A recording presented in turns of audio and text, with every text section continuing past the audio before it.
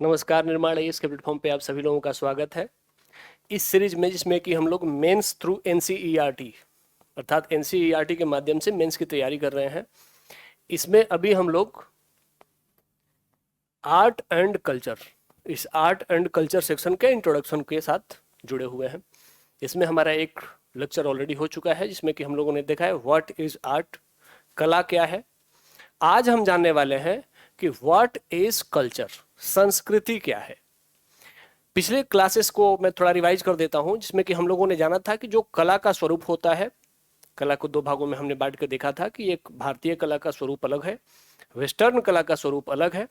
भारतीय कला को भी दो भागों में बांटा गया है, एक वैदिक कला और एक लौकिक कला। कल हम लोगों ने इन सब चीजों को देख लिया था। आज हम लोग संस्कृति की बात करने वाले हैं। आज भी ये हमारा एक इंट्रोडक्शन क्लास है। उसके बाद से फिर हम लोग जो एनसीईआरटी के टॉपिक होते हैं, जो आर्ट एंड कल्चर के टॉपिक है जिसके माध्यम से हम यूपीएससी के मेंस के आंसर को सटीक तरीके से लिखने में सक्षम होंगे, उन पर आगे कंटिन्यू कर जाएंगे। तो सबसे पहले हम जानते हैं कि कल्चर क्या है, संस्कृति क्या है। What is culture. ठीक है, देखिए अगर सिंपल शब्दों में कहें तो संस्कृति हमारे द्वारा सीखा गया वह व्यवहार है जो पीढ़ी दर पीढ़ी हस्तांतरित होता है। अर्थात तो वैसा व्यवहार जो हम अपने पीढ़ियों से सीखे हुए हैं, जो हम बोलचाल, रहन सहन, भाषा, ये सब जो हमने पुराने पीढ़ियों से सीखा है और आगे के पीढ़ी को ट्रांसफर करने वाले हैं, यही क्या है?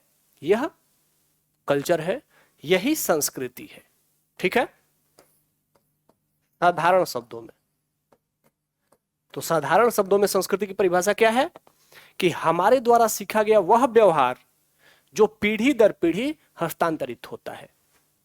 तो परिभाषा क्या हो गया? साधारण परिभाषा क्या है कि हमारे द्वारा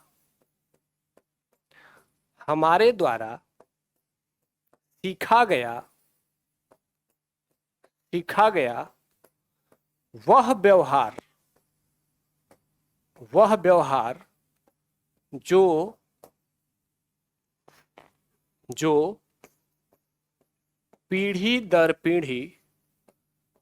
जो पीढ़ी दर पीढ़ी स्थानांतरित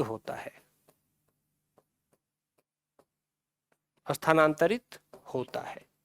तो सिंपल शब्दों में हमने क्या समझा कि संस्कृति क्या है?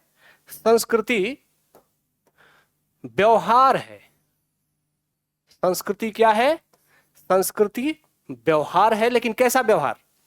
जो पीढ़ी दर पीढ़ी हस्तांतरित होता है और जो हम अपने पूर्वजों से सीखते हैं और अपने आने वाले पीढ़ियों को ट्रांसफर कर देते हैं। ठीक है, यह संस्कृति शब्द बेसिकली सम उपसर्ग के क्री धातु और इक्तिन प्रत्यय से बना है। देख लेते हैं इसको। संस्कृति जो शब्द है, संस्कृति, यह सम उपसर्ग क्री धातु, सम उपसर्ग क्री धातु और इक्तिन प्रत्यय से बना है। तो ये क्या है भाई? सम का मतलब होता है समान, उत्तम।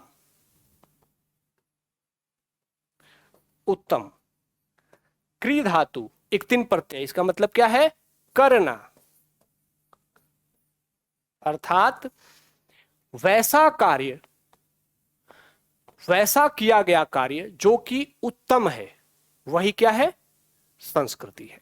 ठीक है, अगर हम इसके व्याकरणीय परिभाषा पर जाएं तो व्याकरणीय परिभाषा कहता है कि वैसा किया गया कार्य जो उत्तम है, वही क्या है? संस्कृति है। ठीक है, उत्तम प्रकार से किया गया कार्य संस्कृति है। इसी को वेदों में कहा गया है कि संस्क्रियते अनया सा संस्कृति। अब अगर हम संस्कृति की संस्कृति की वैदिक परिभाषा देखें। ठीक है कि भाई धर्म ग्रंथों में संस्कृति की परिभाषा क्या है? तो धर्म ग्रंथों में संस्कृति की परिभाषा क्या है?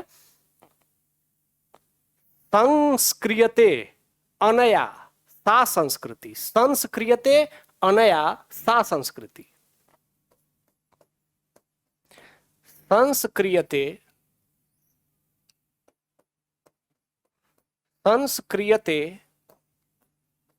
अनया सा संस्कृति। क्या हुआ इसका अर्थ भाई? संस्क्रियते अनया सा संस्कृति अर्थात जिस जीवन पद्धति से आत्मा सुसंस्कृत होकर पूर्णतः विकसित हो जाती है वही संस्कृति है। जिस जीवन पद्धति से आत्मा सुसंस्कृत होकर पूर्णतः विकसित हो जाती है वही संस्कृति है। तो आत्मा का विकास, यहां से क्या परिभाषा निकल के आ रहा है कि आत्मा के विकास, कैसा विकास? सुसंस्कृत विकास। आत्मा के सुसंस्कृत विकास, आत्मा के सुसंस्कृत विकास की जो प्रक्रिया है, जो पद्धति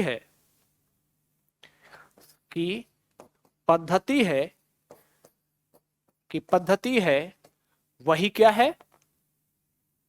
वही संस्कृति है। ठीक है। अब एक बात समझिएगा आप लोग कि यूपीएससी के स्तर का आप आंसर लिख रहे हैं। यूपीएससी ने आर्ट एंड कल्चर पे कुछ पूछा है तो वो डिमांड करता है कि आप देश के श्रेष्ठ 1000 स्टूडेंट्स में से हो।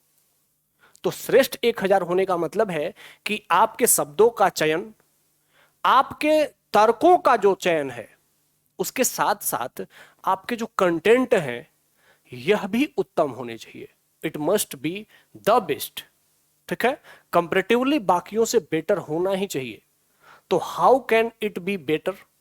तो इसका एकमात्र माध्यम क्या है कि जो चीजें ऑथेंटिक हैं, जो वास्तविक हैं, बनी बनाई किताबी बातों से ज्यादा जरूरी है कि जो मूल किताबें हैं वहां पर इसके बारे में क्या कहा गया है, अगर हम ये जानते हैं तो यह ज्यादा परिपक्व हो जाएगा। ऐसे में हमारे उत्तर का स्तर भी बहुत अच्छा हो जाएगा। ठीक है, तो वैदिक तरीके से संस्कृति की परिभाषा ये है। उपनिषद भी संस्कृति की परिभाषा देते हैं। उपनिषद क्या कहते हैं? उपनिषद कहते हैं कि संस्कार जन्मा संस्कृति, अर्थात जिनके कारण संस्कारों का जन्म होता है वही संस्कृति है। उपनिषद कहते हैं, उपनिषद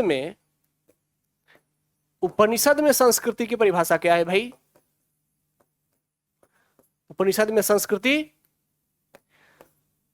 क्या बताया मैंने कि संस्कार जन्मा संस्कृति।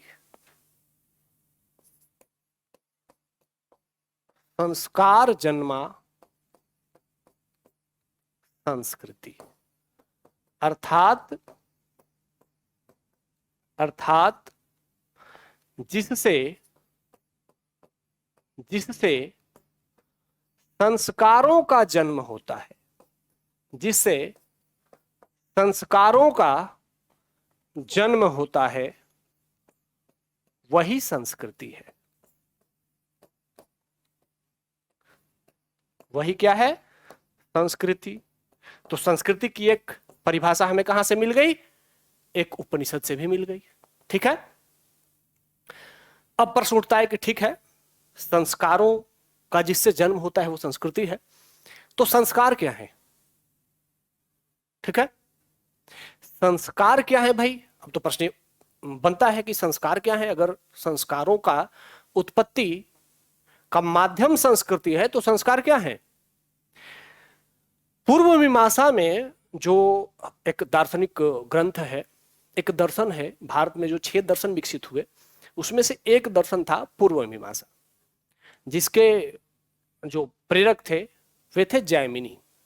तो जैमिनी ने पूर्व मीमांसा में लिखा है, संस्कारों को परिभाषित किया है कि संस्कार वह प्रक्रिया है जिसके करने से कोई व्यक्ति किसी कार्य के करने के योग्य हो जाता है। अर्थात अब यहां पर उपनिषद में हमने देखा, अब हम देख रहे हैं कि पूर्व मीमांसा में जैमिनी क्या कहते हैं। पूर्व मीमांसा में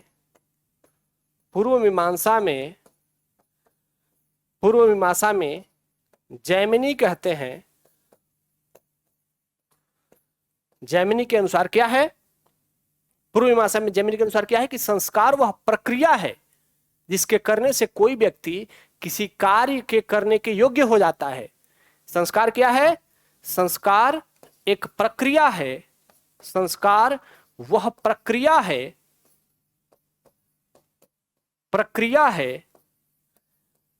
जिसके करने से कोई व्यक्ति किसी कार्य के करने के योग्य हो जाता है, किसी कार्य के करने के योग्य हो जाता है। अब यह थोड़ा क्लिष्ट सा हो गया, लेकिन यह बहुत महत्वपूर्ण है। अगर संस्कारों की परिभाषा आपने ऐसे दे दी तो फिर संस्कार कोई भी अगर पढ़ता है तो उसे लगेगा कि इस बच्चे ने संस्कारों को गहनता से समझा है, गंभीरता से उसका अध्ययन किया है। ठीक है, लेकिन भाई समझना भी जरूरी है। तो संस्कार वह प्रक्रिया है जिसके करने से कोई व्यक्ति किसी कार्य के करने के योग्य हो जाता है। इसको समझिए, हमारे यहां संस्कार कितने बताए गए हैं? तो हमारे यहां व्यास स्मृति और नारद स्मृति में 16 संस्कारों का उल्लेख है। आप लोगों ने पढ़ा ही होगा, सुना होगा कि हमारे यहां संस्कार कितने हैं। हमारे यहां 16 संस्कार है। ठीक है, जिसमें 16 संस्कार हैं हमारे यहां। ठीक है, और इन संस्कारों में गर्भधान से लेकर के और दाह संस्कार तक, अंत्येष्टि संस्कार तक की पूरी 16 श्रृंखला है।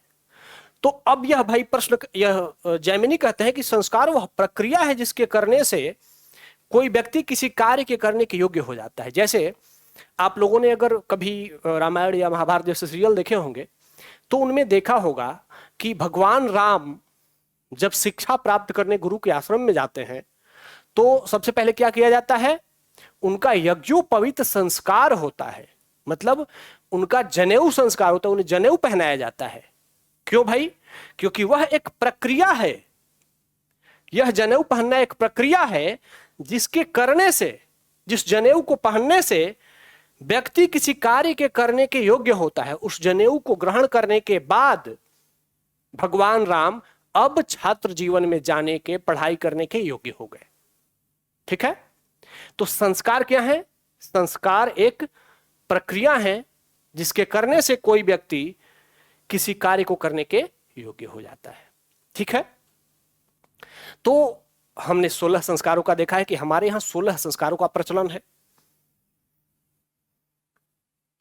ठीक है, तो अब संस्कार 16 है।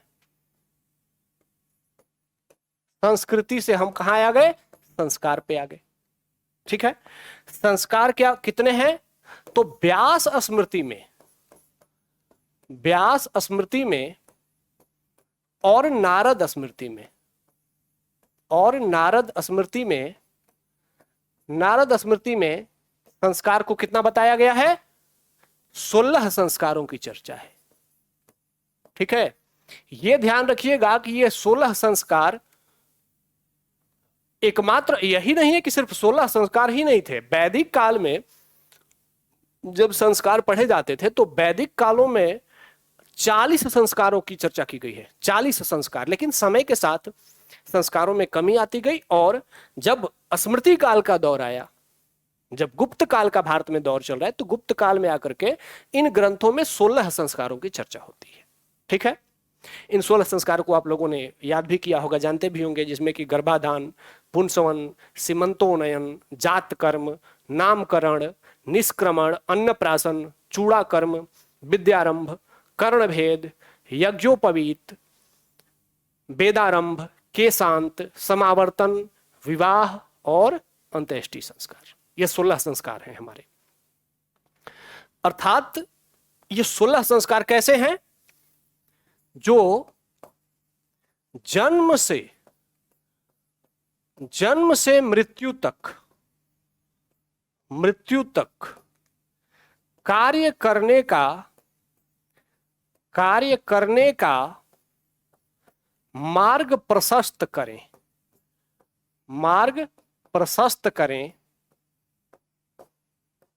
वे क्या हैं? वे संस्कार हैं। जन्म से लेकर के और मृत्यु तक। जन्म हमने लिया तो उस समय एक संस्कार हुए, तो अब जन्म के बाद के कार्य के लिए हम तैयार हुए। फिर कुछ समय बाद दूसरा संस्कार हुआ, तो फिर हम अन्नप्राशन के लिए तैयार हुए। ठीक है। फिर हमारा नामकरण हुआ तो हम पहचान पाने के लिए तैयार हो गए। उसी तरीके से अब घर से बाहर निकलना था। पहली बार घर से जब बच्चा बाहर निकलता है तो निष्क्रमण संस्कार हुआ, तो अब बच्चा घर से बाहर निकलने के लिए योग्य हो गया। ठीक है। तो इस तरीके से जीवन के संपूर्ण काल चक्र में इन्हीं संस्कारों के माध्यम से व्यक्ति आगे के लिए कार्य करने के लिए, आगे के लिए व्यवहार करने के लिए क्या होता है? दायित्व को प्राप्त करता है। ठीक है। तो जन्म से मृत्यु तक, अगर हम इनको साधारण शब्दों में कहें तो जन्म से मृत्यु तक कार्य करने का मार्ग प्रशस्त करे, वह क्या है? संस्कार है। ठीक है। क्लियर हो रही चीजें? ठीक है। अगर हम इनको साधारण शब्दों में कह दें, एकदम साधारण शब्दों में, तो जन्म से मृत्यु तक खान पान, रहन सहन, बोल चाल, भाव, भाषा, व्यवहार आदि इन्हीं रीतियों को क्या कहा जाता है? संस्कार कहा जाता है। ठीक है। अब आता है कि भाई संस्कार दो तरीके के हो सकते हैं। उत्तम संस्कार, उत्तम आचरण, उत्तम व्यवहार, और निकृष्ट संस्कार, निकृष्ट आचरण, निकृष्ट व्यवहार। तो जो हमारा वैदिक संस्कृति, जो हमारी वैदिक संस्कृति है, जो भारतीय संस्कृति है, इसमें जो उत्तम आचरण बताया गया है, उत्तम संस्कार बताया गया है, वो क्या है?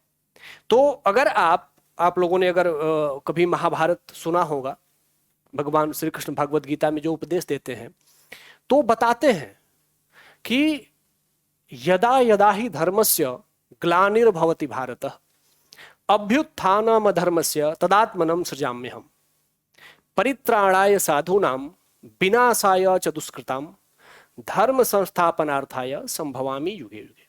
अर्थात जब जब धर्म की हानि होती है, धर्म क्या है ये हमने कभी चर्चा करेंगे।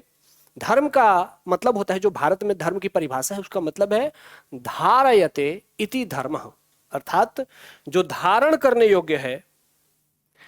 धर्म क्या है? धर्म क्या है? धारयते इति धर्मः, इति धर्मः, अर्थात जो धारण करने योग्य है, धारण करने योग्य है वही धर्म है। धारण करने योग्य है वही धर्म है। तो अब यहां पर वैदिक संस्कृति में या सनातन संस्कृति में जो धर्म है वह कोई एक व्यवहार नहीं है, जो जैसे इस्लाम में है, क्रिश्चियनिटी में है। यहां पर क्या है कि धर्म को बता दिया गया है किसी पुस्तक के माध्यम से कि इस पुस्तक में जो जो कार्य करने को कहा गया है वही करना आपका धर्म है। लेकिन सनातन में जो भारतीय दर्शन है, भारतीय संस्कृति है, यहां पर कहा गया है नहीं, कोई किताब किसी व्यक्ति को गाइड नहीं करेगी। देश काल और परिस्थितियों के अनुसार जो करने योग्य है वही धर्म है, जो धारण करने योग्य है। किसके अनुसार? देश काल और परिस्थितियों के अनुसार, यही धर्म है। ठीक है। परिस्थितियों के अनुसार। भगवान कृष्ण क्या कहते हैं कि धर्म संस्थापनार्थाय संभवामि युगे युगे, मैं धर्म की स्थापना करने के लिए युगों युगों में जन्म लेते रहता हूं। तो भाई धर्म क्या बताया है उन्होंने? धर्म धारयते इति धर्मः, जो धारण करने योग्य है वही धर्म है। अर्थात भगवान कृष्ण कहते हैं कि जो देश काल और परिस्थितियों के अनुसार सही है, धारण करने योग्य है, वही धर्म है, और मैं उसी धर्म की रक्षा करता हूं। मैं किसी एक विचार पर टीका, ऐसा नहीं है कि मैंने उस विचार के साथ कह दिया कि यही विचार धर्म है, यह विचार धर्म नहीं है। जैसे अगर कोई व्यक्ति है जिसके झूठ बोलने से किसी दूसरे व्यक्ति के प्राणों की रक्षा हो जाती है, तो यहां पर झूठ बोलना क्या है?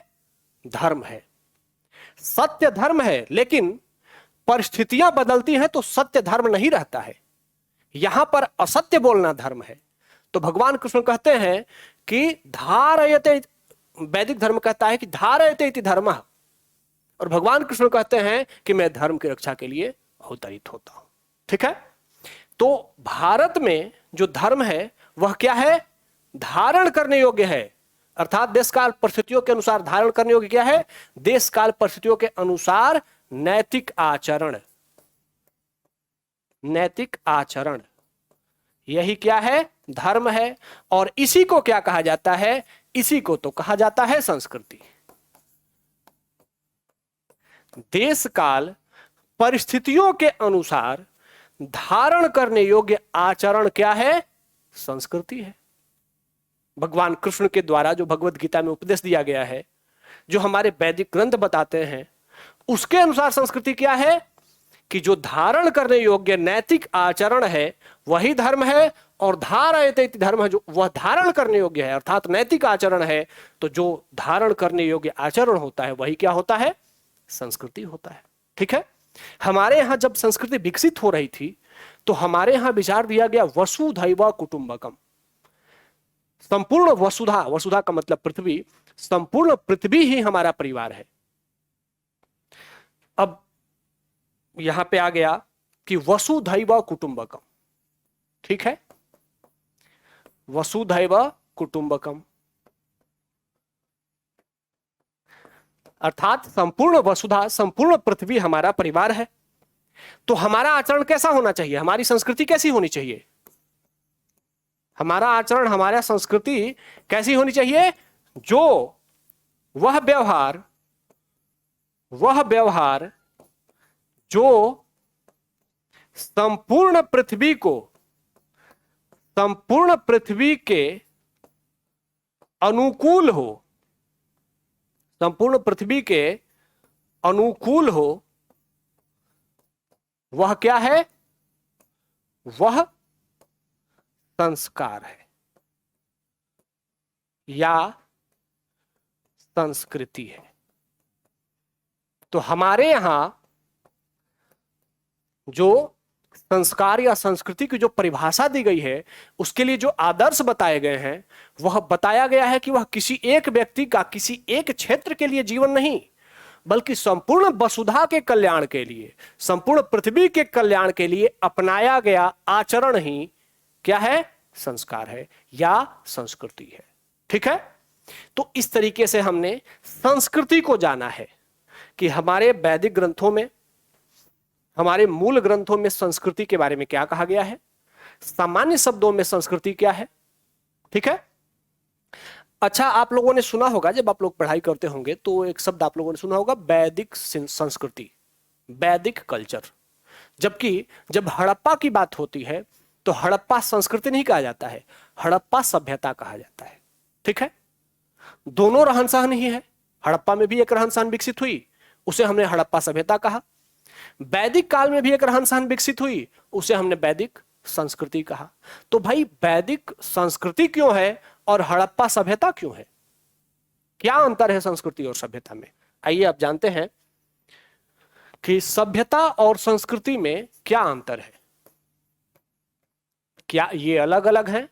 सभ्यता और संस्कृति में क्या अंतर है?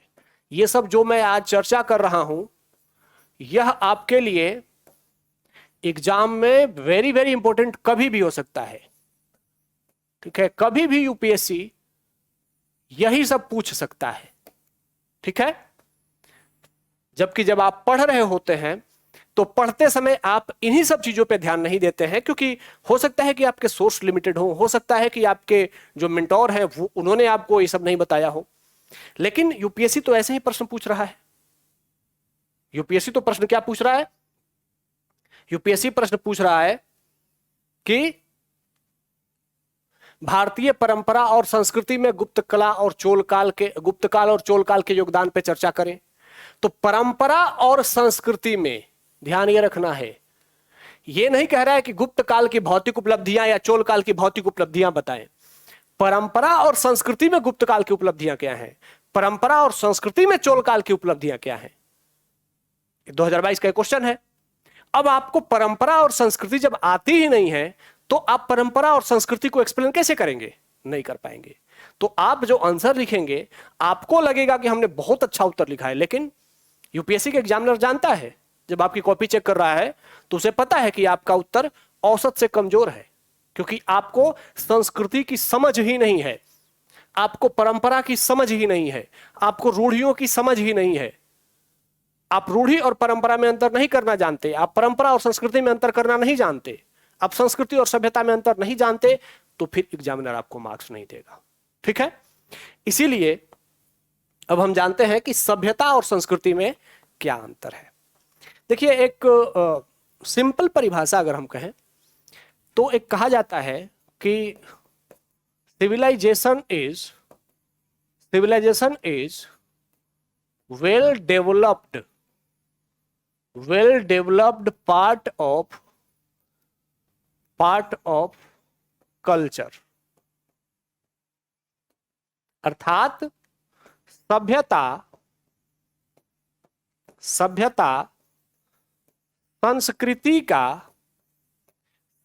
संस्कृति का विकसित स्वरूप होता है। विकसित स्वरूप होता है। यहां पर सभ्यता क्या है? सभ्यता संस्कृति से अलग नहीं है। संस्कृतियां ही जब मैच्योर होती हैं, जब विकसित हो जाती हैं, तो वो क्या बन जाती हैं? सभ्यता। जैसे हम सभी जानते हैं कि वैदिक काल में जो संस्कृति डेवलप हुई वह एक ग्रामीण संस्कृति थी, ठीक है। लेकिन हड़प्पा कैसी संस्कृति थी? हड़प्पा शहरी सभ्यता थी। तो जब यही गांव विकसित होकर के शहर बन जाएंगे तो गांवों के जो संस्कार हैं, गांवों के जो रहन सहन है, गांवों के जो कल्चर हैं, वह भी बदल जाएंगे और वह भी शहर के जैसे कल्चर हो जाएंगे। तो यही जो गांव के कल्चर में गांव के शहर बनने के साथ जो बदलाव हुआ, वही बदलाव क्या है? सभ्यता है। ठीक है, तो सभ्यता क्या है? संस्कृति का ही विकसित स्वरूप है। अब इसको दो तरीके से और भी समझ सकते हैं। कुछ लोग कहते हैं कि सभ्यता बाहरी आवरण है,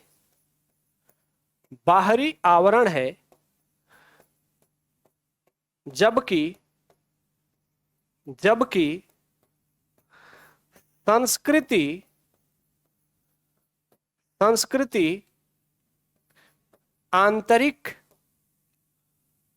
संस्कृति आंतरिक आवरण है। अब यह एक परिभाषा है कुछ लोगों के अनुसार कि सभ्यता क्या है? सभ्यता बाहरी आवरण है, जबकि संस्कृति आंतरिक आवरण है। अब यह क्या है भाई? बाहरी और आंतरिक आवरण से क्या मतलब है? बाहरी आवरण का मतलब है कि जो आप बाहर दिखा सकते हैं वह आपकी सभ्यता है। जो बाहर दिखाना क्या है भाई? तो जैसे मनुष्य ने अपने सुख के लिए जो साधन विकसित किए हैं वही सभ्यता है। इसका मतलब है कि मनुष्य को जब लगा कि हां अब हमें ठंडी लग रही है तो हीटर डेवलप कर दिया, गर्मी लग रही है कूलर डेवलप कर दिया, घर में पानी टपकता है मिट्टी के घरों में तो पक्के के घर बना दिए। ठीक है, तो ये जो मिट्टी के घर से पक्के के घर में ट्रांसफॉर्मेशन हुआ, ये क्या है? हमारी सुख सुविधा के विस्तार के लिए जो हमने चीजें बनाई, और इन्हीं चीजों का उपभोग क्या है? एक सभ्यता है। ठीक है, सभ्यता ध्यान ही रखना है कि सभ्यता कोई अलग से नहीं है, सभ्यता संस्कृति ही है जो थोड़ी विकसित हो गई है। संस्कृति और सभ्यता में एक छोटा सा अंतर है कि सभ्यता संस्कृति का भौतिक पक्ष है, मतलब जो दिखावा हम कर रहे हैं, जो दिखा सकते हैं, नगरों में रहते हैं, रहन सहन बड़ा है, खूब हाई फाई कपड़े पहनते हैं, तो ये सभ्यता है। गांवों में रहते हैं, बिना ड्रेस प्रेस किए कपड़े पहनते हैं, किसी तरीके से कपड़े पहनते हैं, सुसंस्कृत भाषा नहीं बोलते, गांव में आम बोलचाल की भाषा बोलते हैं, तो ये संस्कृति है। शहरों में शुद्ध भाषा बोलने पर ध्यान दिया जाता है, अगर आप चाहे वो हिंदी बोले इंग्लिश बोले, लेकिन वो शुद्धता पर ज्यादा ध्यान होता है, तो ये सभ्यता है। तो सभ्यता और संस्कृति में क्या अंतर हुआ कि सभ्यता संस्कृति का ही विकसित स्वरूप हो जाता है। ठीक है, लेकिन वह विकसित, ध्यान ये रखना है कि वह क्या है, सिर्फ भौतिक विकास को ध्यान में रखता है। सभ्यता कभी भी आंतरिक विकास को ध्यान में नहीं रखता है। आंतरिक विकास संस्कृति जो जिसे हम कहते हैं वह गांवों में बसता है, भारत गांवों में बसता है। भारत का क्या मतलब है, भारत का मतलब भारत के संस्कार। जब कोई कहता है कि भारत गांव में बसता है तो इसका क्या मतलब है कि भारत की संपूर्ण जनसंख्या गांव में बसती है? नहीं, भारत के संस्कार गांव में बसते हैं। बड़ों के लिए सम्मान करना गांव में बसता है, एक दूसरे से जुड़े रहना गांव में बसता है, तीज त्योहार मनाना गांव में बसता है, इसलिए भारत गांव में बसता है। तो संस्कार जो हैं वह संस्कृति से जुड़े हुए हैं और संस्कार गांव में रहता है। जब यही संस्कृति यही संस्कार शहरों में रहने लगता है तो यह अपने संस्कृतियों से कट जाता है और थोड़ा हाई फाई दिखाने लगता है, अपने आप को बड़े बड़े आवरण ओढ़ लेता है। तो यह हो गया सभ्यता। एक शब्द और यूज किया जाता है कि सभ्यता साधन है, साध्य नहीं। अब यहां थोड़ा ध्यान से सुनिएगा, क्योंकि मैं चाहता हूं कि आप सभ्यता और संस्कृति के बारे में ऐसा लिखें कि एग्जामिनर जब पढ़े सभ्यता साधन है साध्य नहीं, एग्जामिनर जब पढ़े या आपके सहपाठी जब आपसे चर्चा करें तो उन्हें लगना चाहिए कि आपकी सभ्यता और संस्कृति की जो समझ है वह काफी श्रेष्ठ है, उत्तम है। ठीक है, तो सभ्यता क्या है, यहां एक विचार है कि सभ्यता साधन है। साधन, साधन का मतलब क्या, साधन का मतलब घर, गाड़ी, पहनावा, ये साधन है, साध्य नहीं। साध्य कौन, साध्य मनुष्य है। साध्य का मतलब होता है लक्ष्य, साध्य का मतलब होता है लक्ष्य। तो सभ्यता क्या है, एक साधन है, यह साधन है, इस पर चढ़ करके लक्ष्य क्या है, मनुष्य, इस मनुष्य की जरूरतों को पूरा किया जाता है। तो सभ्यता क्या है, सभ्यता एक साधन है जिस पर कि चढ़ करके क्या किया जाता है, मनुष्य रूपी साध्य को उसका उपभोग किया जाता है या उसको श्रेष्ठ किया जाता है। तो यह भी ध्यान रखिए कि सभ्यता साधन है, साध्य क्या है, साध्य मनुष्य है। साध्य मनुष्य है, मनुष्य अंतिम है, मनुष्य को ही श्रेष्ठ करना है। तो सभ्यता का लक्ष्य क्या है, सभ्यता का लक्ष्य है मनुष्य को अच्छा बनाना। ठीक है, संस्कृति का लक्ष्य क्या है, मनुष्य में संस्कारों का विकास करना। तो जब संस्कारों का विकास हो जाता है तो मनुष्य कैसा हो जाता है, सभ्य हो जाता है। इसीलिए कहा जाता है कि civilisation is well developed part of culture.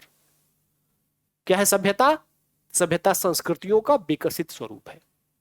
जब मनुष्य संस्कार प्राप्त करता है, जब वह सभी संस्कार प्राप्त कर लेता है, अधिकांश संस्कार प्राप्त कर लेता है, तो वह कैसा हो जाता है, सभ्य हो जाता है। ठीक है, तो हमने सभ्यता को भी जान लिया, संस्कृति को भी जान लिया। मुझे लगता है कि मैं आज आप लोगों को संस्कृति के बारे में एक बेसिक परिचय देने, जिसमें कि आप संस्कृति को समझ सके, संस्कृति क्या है। तो हमने चर्चा किया हमारे द्वारा सीखा गया वह व्यवहार है जो पीढ़ी दर पीढ़ी स्थानांतरित होता है। ठीक है, यह संस्कृति है। फिर हमने इसको क्या किया, फिर हमने देखा कि हमारे वैदिक परिभाषा, वैदिक ग्रंथों में संस्कृति की क्या परिभाषा दी गई है, तो संस्क्रियते अनया सा संस्कृति। अर्थात जिससे आत्मा का विकास हो। आत्मा के विकास की पद्धति संस्कृति है। ठीक है, फिर हमने क्या देखा? फिर हमने देखा कि उपनिषद में संस्कृति क्या कहता है। तो उपनिषद कहता है कि संस्कार जन्मा संस्कृति, जिससे संस्कारों का जन्म होता है, जिससे संस्कार मतलब हमारे बोल चाल रहन सहन भाषा व्यवहार का जन्म होता है, जो हम सीखते हैं वही क्या है? संस्कृति है। ठीक है, फिर हमने देखा कि पूर्व मीमांसा में जैमिनी कहते हैं कि संस्कार वह प्रक्रिया है, एक प्रक्रिया है जिसके करने से कोई व्यक्ति किसी कार्य के करने के योग्य हो जाता है। तो फिर हमने उसको 16 संस्कारों के माध्यम से देखा कि 16 संस्कार हमारे होते हैं, उन्हीं संस्कार के करने के बाद व्यक्ति किसी और कार्य को करने के लिए अधिकृत हो जाता है। ठीक है, फिर व्यास स्मृति और नारद स्मृति के माध्यम से हमने संस्कारों को जाना। फिर हमने क्या जाना कि संस्कार जो हैं, हमारे यहां जो संस्कार हैं वो अगर हम धर्म ग्रंथों में देखें तो उनके आदर्श भगवान श्री कृष्ण के द्वारा दिया गया है भगवद गीता में, श्रीमद् भगवद गीता में। ठीक है, यदा यदा ही धर्मस्य के माध्यम से। फिर हमारे उपनिषद वसुधैव कुटुंबकम की बात करते हैं, तो यह भी क्या है? संस्कार है। सिर्फ आपके ऊपर जिसका प्रभाव हो वह संस्कार नहीं, बल्कि आपका सभी कार्य जो कि मानवता के कल्याण के लिए हो, जो संपूर्ण पृथ्वी के कल्याण के लिए हो, वह संस्कार है। ठीक है, तो इस तरीके से हमने धर्म के धारयते इति धर्म के माध्यम से भी संस्कारों को समझा। ठीक है, फिर हमने वसुधैव कुटुंबकम की भावना से संस्कारों को समझा, संस्कृति को जाना। फिर उसके बाद हमने सभ्यता और संस्कृति के अंतर को समझ लिया। ठीक है, तो ये 2 क्लासेस जो थी, पिछली क्लास और ये क्लास, ये बेसिकली एनसीईआरटी की सीरीज में एक इंट्रोडक्शन क्लास थी। इतना गंभीर इंट्रोडक्शन आपका होना जरूरी था ताकि आप आगे की क्लासों में जब हम एनसीईआरटी के माध्यम से आर्ट एंड कल्चर करें मेंस के लिए, तो उसके लिए आप इन सब को जरूर समझ लें, ताकि जब मैं एनसीईआरटी के बातों को एक्सप्लेन करूं तो फिर आपको वहां पर कोई समस्या नहीं आए। ये सारी बातें, बहुत सारी बातें इनमें फिर से रिपीट होंगी जब हम लोग एनसीईआरटी में चैप्टर में इंटर करेंगे, लेकिन आप लोगों को ये एक बेसिक परिचय बहुत जरूरी था ताकि आप कला और संस्कृति, आर्ट एंड कल्चर जब हम पढ़ रहे हैं तो आर्ट एंड कल्चर, कला और संस्कृति को समझ सके। ठीक है, मुझे लगता है कि मैंने इस दोनों टॉपिक के माध्यम से आप लोगों को इसका बेसिक परिचय सही तरीके से करा दिया है। आप लोगों को यह प्रयास कैसा लग रहा है आप कमेंट में बता सकते हैं। ठीक है, आपकी अगर कोई क्वेरी हो तो उसके लिए भी आप कमेंट कर सकते हैं। ठीक है, ठीक है, आज के लिए इतना ही। धन्यवाद, जय हिंद।